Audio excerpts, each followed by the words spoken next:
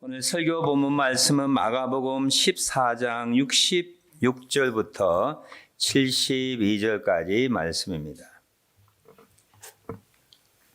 베드로는 아랫뜰에 있더니 대제사장의 여종 하나가 와서 베드로가 불 쬐고 있는 것을 보고 주목하여 이르되 너도 나사렛 예수와 함께 있었도다 하거늘 베드로가 부인하여 이르되 나는 내가 말하는 것이 무엇인지 알지도 못하고 깨닫지도 못하겠노라 하며 앞들로 나갈새 여종이 그를 보고 곁에 서 있는 자들에게 다시 이르되 이 사람은 그 도당이라 하되 또 부인하더라.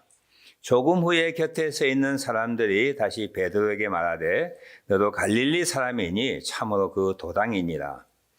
그러나 베드로가 저주하며 맹세하되 나는 너희가 말하는 이 사람을 알지 못하노라 하니 닭이 곧 두 번째 울더라. 이에 베드로가 예수께서 자기에게 하신 말씀 곧 닭이 두 번 울기 전에 뇌가 세 번 나를 부인하리라 하심이 기억되어 그 일을 생각하고 울었더라. 아멘. 예수님께서 붙잡히시고 대제사장의 집에서 신문을 받으실 때에 제자 중에 한 사람 베드로가 예수님이 어떻게 신문을 당하시는가 앞으로 어떻게 될 것인가에 대하여 궁금하여서 그 신문 장소에 있게 되었습니다. 성경 전체를 보면 모든 제자는 다 도망가고 아마 사도 요한이 그 대제사장의 하인들과 아는 사이여서 들어가게 되었고 아마 요한의 이렇게 부탁으로 베드로도 아마 입장이 된 것으로 그렇게 추정되고 있습니다. 예수님께서 예고하신 대로 베드로에게 네가 다 나를 부인할 것이다. 도망갈 것이다. 그때 베드로가 다른 사람 어떻게 하든지 나는 그렇지 않습니다. 죽으면 죽었지 나는 당신을 따라갈 것입니다. 그렇게 호언장담했던 베드로가 대제사장 집의 하인, 여종들 이 쭉 읽어보면 그렇게 심각한 분위기가 아니에요. 그냥 지나가는 말로 너 예수와 함께 있었지? 너 그 무리의 패에 속하였지? 이렇게 확인하고 질문하는 과정인데 두려움에 사로잡힌 베드로가 예수님을 세 번 부인했습니다. 마지막에는 저주하며 맹세하여 나는 너희가 말하는 이 사람을 알지 못한다 하는 그는 부인하는 내용이 오늘 마가복음에 기록되어 있습니다. 성경에 많은 스토리들이 있죠. 기억나는 스토리, 감동적인 스토리, 황당하고 놀라운 스토리들이 많은데 그 중에 하나를 꼽는다면 아마 베드로가 예수님을 부인했던 이 사건도, 이 장면도, 이 이야기도 그 중에 하나가 될 것이라고 생각합니다. 정말 말도 안 되는, 있으면 안 되는 기가 막힌 그런 일들이 일어났습니다. 샤킹이죠. 샤킹한 일이 베드로에게 일어났습니다. 이 내용들을 가지고는 여러 가지 신앙적인 교훈들을 찾아 설교합니다. 제가 시간이 짧아서 다 이야기 못하고 이 타이틀과 짤막하게 한 몇 마디만 말을 붙인다면 많은 분들은 이 내용을 보면서 베드로가 멀찍이 예수님을 쫓아갔다. 이거 뭐 멀찍이란 말이 있잖아요. 멀찍이 예수님을 쫓아가서 결국 넘어지게 되었고 부인하게 되기 때문에 우리는 신앙생활 할 때는 확실하게 해야 된다. 적당히는 안 된다. 적당히 하고 싶죠. 열심히 믿고 싶으면 남편이나 아내와 친척들과 친구들이 너 그렇게 열심히 믿지 마. 적당하게. 적당히는 안 된다. 이게 멀찍이 베드로가 쫓아가기 때문에 실패하고 실수하고 부인하였다. 그렇게 신앙의 교훈을 찾기도 합니다. 맞습니다. 어떤 분들은 신앙에 겸손해야 된다. 세상에 장담할 것 없지만 신앙에는 무엇보다도 우리가 겸손하고 근신해야 된다. 선줄로 생각하는 자는 넘어질까 조심하라는 말처럼 다 우리가 겸손해야 되지만 신앙적인 면에서는 더욱더 겸손해야 된다. 베드로의 호언장담 아시지요? 그 열심 아시지요? 다른 사람 어찌하든 나만은 주님을 따르겠습니다. 부인하지 않겠습니다. 죽기까지 당신을 따르겠습니다. 호언장담이 작은 여종들의 질문 하나에 와르륵 무너지고 말았습니다. 어떤 사람은 이 넘어짐, 실수, 실패가 사람들을 더 성장, 성숙시킨다. 그렇게 교훈을 찾기도 합니다. 진짜 기가 막힌 교훈이죠. 여러분 그렇죠. 아이들이 막 넘어지고 깨어질 때 일어서게 되는 거죠. 어른이 되어도 자전거 못하는 분 계시죠. 대부분 이야기 들어보면 자전거 처음 배울 때 꽉 넘어져가지고 그 다음에 두려움, 공포 때문에 나 자전거 안 타도 돼. 자전거 못 배운 분 여기 계시죠? 그러나 자전거 어떻게 배웁니까? 넘어지고 팔뚝에 피가 나고 이마가 깨어지고 할 때 자전거 배우는 거예요. 마찬가지로 신앙의 성숙도 언제 성숙되고 성장되느냐 하면 실패하고 깨어지고 실수할 때 성장된다고 하는 거예요. 예수님의 지상명령 땅끝까지 복음을 전하는데 지도자 중에 지도자인 베드로가 참 지도자가 되기 위해서는 뭘 경험해야 된다고요? 실패와 실수를 경험해야 된다는 거예요. 여러분의 지도자, 여러분의 남편, 아내, 여러분의 목회자, 여러분의 선생들이 너무 깨끗하면 힘듭니다, 여러분. 너무 잘나면 힘들어요. 안 그런가 본데. 예. 남편이 너무 많이 배우거나 아내가 너무 많이 고상하고 신앙적이면요, 남편이 주눅듭니다. 여러분 목회자가 실수하면 아직 하지 아니하는 어릴 때부터 깨끗하게 유행가도 한번 못 불러보고 술 한 잔 못 마셔보고 뭐 이렇게 깨끗하게 한 엘리트 밑에 목회하면 굉장히 고달픕니다. 여러분의 실수, 여러분의 잘못 이해하지 못합니다. 인간의 땀 냄새, 고난, 고통에 대하여 전혀 이해하지 못하기 때문에 굉장히 힘듭니다. 이해 못하시는데 그렇습니다. 하나님께서는 베드로 선교 공동체의 지도자 만들기 위하여 넘어짐을 통하여 그가 성장 성숙시켰다. 그렇게 신앙적 교훈을 찾는데 참 맞는 말이죠. 어떤 분들은 이 사건을 통하여 인간은 무력하고 연약하다는 거예요.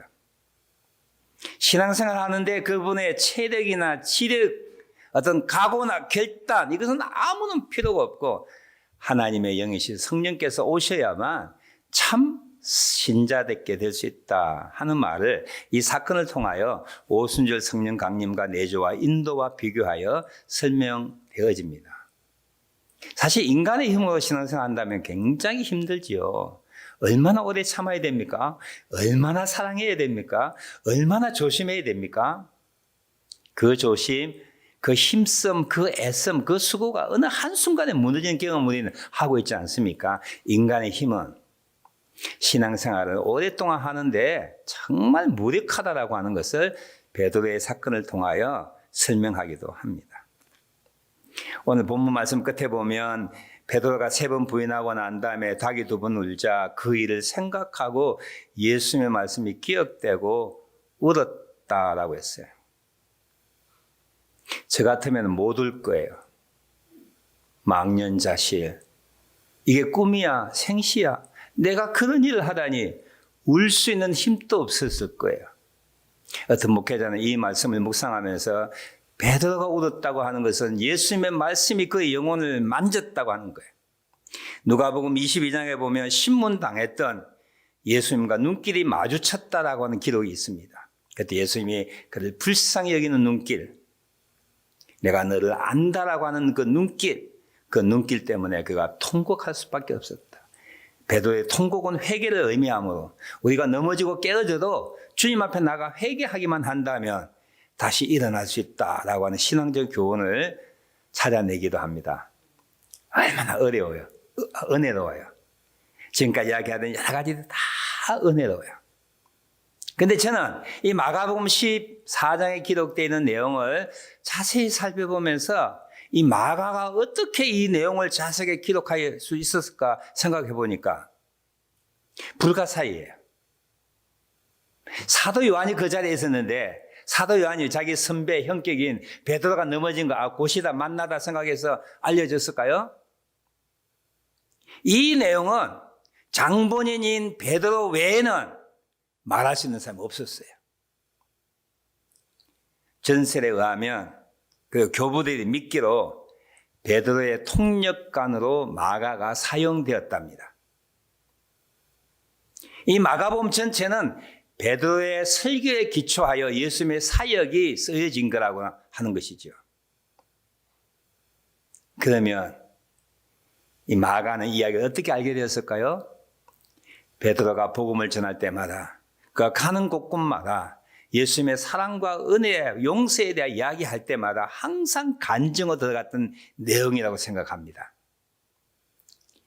나는 예수님이 신문당할 때에 그 현장에 3번 부인했던 사람이야. 이 간증은 무엇을 목적으로 하는 것이죠? 자기 약함을 보이기 위하여 한 것일까요? 내가 이렇게 성장성숙되었다고 고난과 실패와 실수가 나를 이렇게 만들었다고 하는 목적을 간증했을까요? 그 간증의 목적은 어디에 있습니까? 당연하게 생각할 수 있죠. 내가 넘어지고 내가 배반하고 내가 배신하고 실패하였지만 예수님은 나를 용서하셨다는 거예요. 나를 변화시켰다는 거예요. 내게 맡겨진 그 일을 다시 감당할 수 있도록 나를 다시 회복시켜 주시고 그 일을 맡겼다라고 하는 것을 목적으로 간증했다는 거예요. 이 간증을 듣는 여러분이 무슨 죄악과 무슨 실수를 했어도 나를 용서하신 예수님이 여러분을 용서하신다라고 하는 내용이 여기 포함되어 있는 거죠. 우리가 넘어지고 범죄하면 더더구나 지도자나 이름이 알려진 자가 열심히 일을 하는 자가 넘어지고 실수하면 정말 세상 사람들은 무차별적으로 우리를 공격합니다. 그리고 내 속에는 양심이 나를 송사하는 거야. 있으면 안 되지만 신앙 공동체 안에서 같은 믿음으로 구원받은 죄 용서받은 우리들이 얼마나 우리들을 공격하는지 비난하는지 냉소적인 태도를 취하는지 우리 모두가 아는 내용이에요. 그래서 믿음에서 떠납니다. 내가 그동안 했던 일들로부터 떠날 때가 너무 많이 있어요. 베드로 사도는 그가 복음을 전파하는 곳곳마다 자기 간증을 이야기하면서 세상이 여러분을 공격할 수 있다. 여러분의 양심이 여러분을 송사할 수 있다. 심지어는 믿는 형제 자매들도 여러분들 이해하지 못하고 배려하지 못하고 여러분 따돌릴 수 있다. 믿는 형제들 그래도 여러분은 배우자가 여러분 공격할 때가 있지 않습니까? 여러분의 자녀들이 여러분을 공격할 때가 있지 않습니까? 여러분의 부모들이 자식이 넘어짐을 우리가 이해하지 못할 때가 있지 않습니까? 베드로 사도는 나 같은 끝까지 용서하신 주님이 하물며 너의 죄일까 보냐, 너의 넘어질까 보냐, 하나님 너를 용서하신다는. 사람이 뭐라고 하든 여러분 양심이 어떻게 송사하든 여러분의 성도들이, 신앙의 자매, 형제들이, 여러분의 배우자들이, 자식들이, 부모들이 뭐라고 하든 믿음에서 떠나지 않고 하던 일에서 떠나지 않고 다시 용서받고 회복시켜 주시는 주님께 나오기를 원하는 그 목적으로 이 간증을 하였다고 생각합니다. 교우 여러분, 우리는 다 넘어지는 존재예요. 깨어지는 존재입니다. 실수하는 존재예요. 그럴 때마다 이 사건들을 기억하십시오. 이 마가복음에 재미난 내용이 있어요. 16장 7절에 보면 예수의 무덤에 찾아갔던 여인들에게 천사가 이렇게 말하는 내용이 있습니다. 가서 그의 제자들과 베드로에게 이르기를 이렇게 됐어요. 제자들에게 말하고 제자들 중에서 예수님을 3번 부인했던 베드로에게 이르기를 그가 부활하셔서 너희보다 먼저 갈릴리로 가셔서 너희를 만나겠다고 하리라 하는 정갈입니다. 그게 한 단어지만 베드로 이름이 기록되어 있다는 건 예사일이 아니죠. 사도 요한은 세 번 예수님을 부인했던 베드로의 용서와 회복과 다시 일을 맡겨지는 내용을 21장 한 장을 할애하면서 기록하고 있습니다. 오늘 이 말씀이 여러분에게 은혜가 되길 바라고 다시 용서함을 받는 사람들의 말보다는 사람들보다 더 크신 우리 하나님, 우리 주님이 나를 받아주시고 용서해 주시고 나를 회복시켜 주시고 나를 다시 사용하신다고 하는 그 내용이 여러분 다시 이렇게 세워주셨으면 좋겠어요. 믿음에서 다시 시작했으면 좋겠어요. 손 놓았던 하나님의 일을 다시 시작할 수 있는 여러분 되시기를 주님의 이름으로 축원합니다. 기도하겠습니다.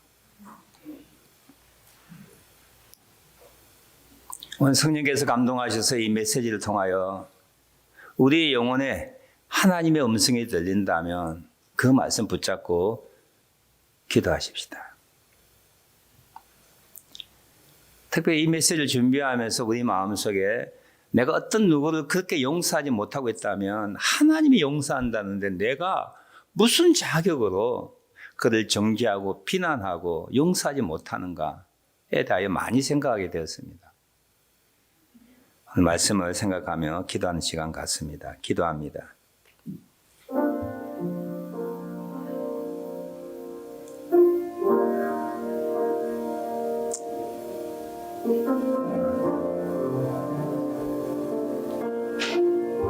하나님이 용서하신다는데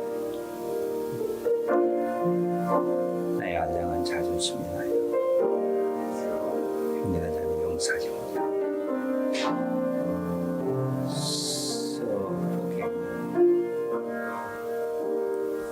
I'm stubborn. 나의 hardened heart, Lord, 용서하시옵소서. 너의 새롭게 만드시고